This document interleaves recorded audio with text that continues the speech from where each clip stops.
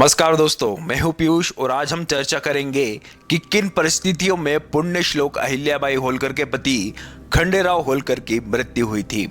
क्या इसके पीछे किसी दुश्मन का हाथ था या खंडेराव स्वयं अपनी गलती के कारण मारे गए या फिर अपना ही कोई मिला हुआ था दुश्मन से? तो चलिए पता लगाते हैं। दोस्तों, ये बात उस समय की है जब मराठे उत्तर भारत की तरफ फैलाव कर रहे थे। वहां पे अपना जो गिरफ्त थे मराठा साम्राज्य की वह मजबूत कर रहे थे और ऐसी ही एक मुहिम पर मल्हारराव होलकर खंडेराव होलकर को भी भेजते हैं, अपने पुत्र को भेजते हैं। माना कि उस समय परिस्थितियां बहुत कठिन थी क्योंकि उत्तर भारत में मराठों के दोस्त कम और दुश्मन ज्यादा हुआ करते थे। एक तरफ मुगल तो बैठे ही थे और रोहिला पठान भी थे। सफदर जंग जैसे दुश्मन मराठों के दुश्मन भी वहां पर बैठे हुए थे और दूसरी तरफ जाट और राजपूत भी थे जिनका व्यवहार मराठों के प्रति अच्छा नहीं था। तो दोस्तों, इसी परिस्थितियों में खंडेराव होलकर उत्तर भारत की मुहिम पर होते हैं। यह इलाका दिल्ली, आगरा, मथुरा और इसके आसपास का होता है। खंडेराव होलकर यहाँ पे काफी बहादुरी से लड़ते हैं, परंतु जब उनको कोई विजय मिलती है या फिर वो कोई छोटी मोटी मुहिम में हार जाते थे, तब जो दो राजाओं के बीच में या दो पार्टियों के बीच में कोई चर्चा, नेगोशिएशन होती थी। जैसे कि मराठों का उद्देश्य होता था कि जो जिनको भी उन्होंने हरा दिया है उससे टैक्स, सरदेशमुखी और जो चोट है वह वसूल की जाए, जिस पे मराठों का हक होता था वह वसूल की जाए। तो इसके लिए चर्चा और नेगोशिएशन, काफ़ी डिप्लोमेसी होती थी।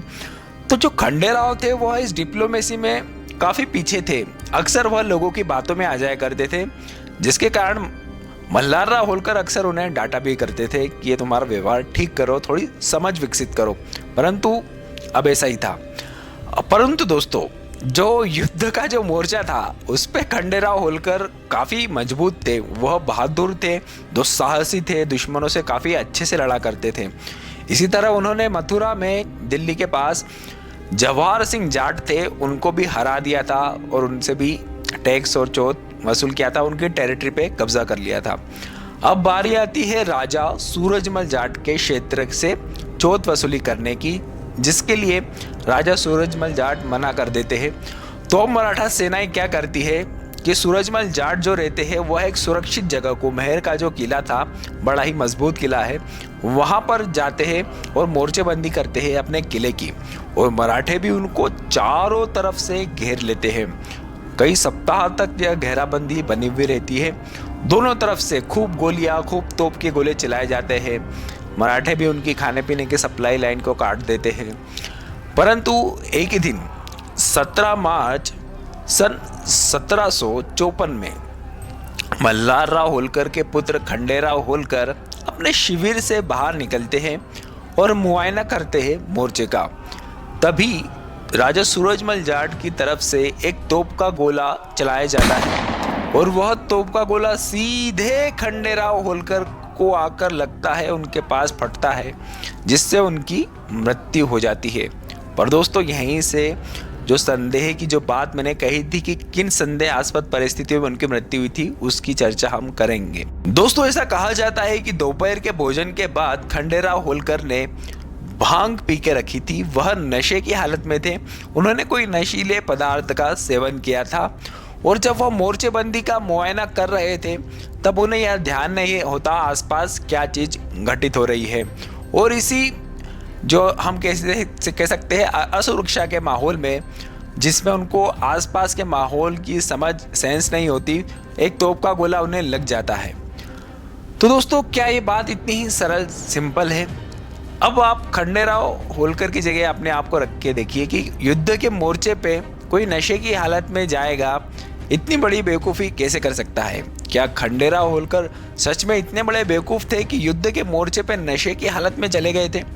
दोस्तों, नशा किया जाता था उस समय, युद्ध के समय, परंतु जब युद्ध के मोर्चे से आप वापस लौट रहे हो, जैसे रात को, तो आपके जो दिन में घाव लगे हो, जो भी आपका तनाव हो, उसको कम करने के लिए थोड़ा बहुत नशा कर लिया जाता था। परंतु युद्ध के मोर्चे पर जाने से पहले नशा करना, ये छोटे मोटे सैनिक तो कर लिया करते थे, परंतु जब कोई टुकड़ी या कोई एक सेना का नेतृत्व कर रहा है, वह नशा करके चला जाएगा तो पूरी जो उनकी मोर्चेबंदी है, जो उनकी सेना है, वह तो उसके लिए तो काफ़ी बुरी बात होगी, क्योंकि उनको कमांड देने वाला ही नशे की हालत में कैसे कमांड देगा।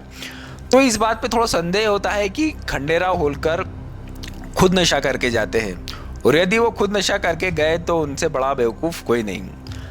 अब दोस्तों, जैसा कि हम जानते हैं कि जो मराठा साम्राज्य उस समय था होलकरों का विशेषकर, उसमें आपसी कलह भी थोड़ी होने लग गई थी, क्योंकि लहरराव होलकर का खंडेराव एकमात्र पुत्र था, उनकी राजसत्ता का वारिस था। यदि खंडेराव होलकर को मार दिया जाए तो उनके सत्ता पे किसी को भी कब्जा करना काफ़ी आसान होता।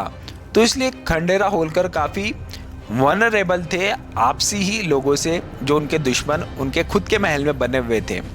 तो दोस्तों, ऐसा भी अनुमान लगाया जाता है कि उन्हें किसी ने उनके खाने में कोई नशीला पदार्थ मिला दिया था, और जब वह मोर्चे पे गए तब उन्होंने समझ में नहीं आया कि वह कहाँ पे गए। दोस्तों, तोप से गोले से मरना भी एक संदेह खड़ा करता है, क्योंकि दोस्तों तोप कोई ऐसी बंदूक की तरह नहीं होती है कि आप जहाँ पे खड़े हो ठीक निशाना लगाए और तोप का गोला वहीं आकर गिरेगा। यदि किसी को पता हो पहले से ही कि तोप का गोला कहाँ पे गिरने वाला है, जैसे कि पहले चलाया गया हो, और यदि आपके टारगेट को वहाँ पे ले जाके खड़ा कर दिया जाए, तब उस पर निशाना लगाना काफ़ी आसान होता है। तो दोस्तों, क्या ऐसा था कि होलकर मोर्चे का कोई सैनिक या सदस्य ऐसा था जिसने दुश्मन के साथ साठगांठ कर ली हो, और वह खंडेराव होलकर को उस स्पॉट, उस निशाने पे ले आया हो जहाँ पे तोप का गोला गिरने वाला था? तो इस बात की संभावना से भी इनकार नहीं किया जा सकता। हालांकि इतिहास के में इसके विषय में ज़्यादा कुछ लिखा नहीं गया है, जो लिमिटेड जानकारी है वही बताती है, और वो भी कुछ सोर्सेस में ही, कि खंडेराव होलकर नशे की हालत में थे और उनके एक तोप का गोला, कहीं कहीं पे बंदूक की गोली भी बताते हैं, पर तोप का गोला ज़्यादातर इतिहासकारों ने कहा है कि वह उन्हें आके लगता है और उनकी मृत्यु हो जाती है। तो दोस्तों, ये काफ़ी सारे सवाल है जो खंडेराव होलकर अपने पीछे छोड़ के चले गए। दोस्तों, मुलाकात होगी आपसे नेक्स्ट वीडियो में, तब तक के लिए अपना ध्यान रखिएगा। धन्यवाद।